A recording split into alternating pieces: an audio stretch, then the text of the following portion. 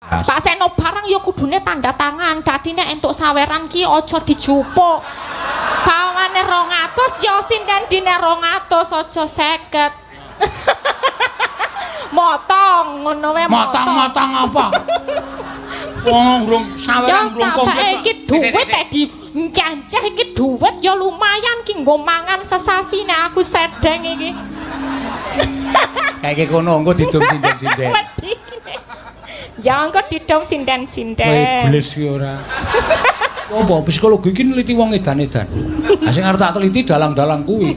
Lah kok dalang tak anggap edan, omong dhewe, diwangsuli dhewe, nangis dhewe, ngguyu dhewe. Seprene iki dhek dalam rangka neliti aku no. Oh. Ayo, pi objekku sing paling edan berarti Pak Seno mergane.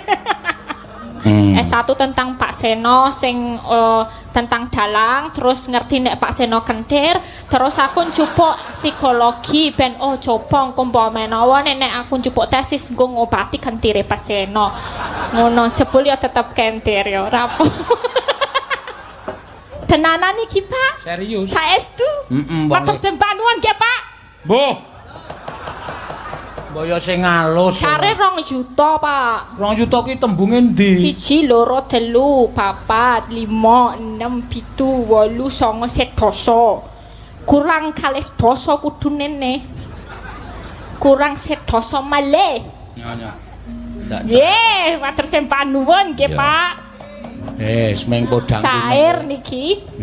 Sampun cair Pak Tris. Cair. Pak Seno niki sampun niki. Nah, lho kok tak duduke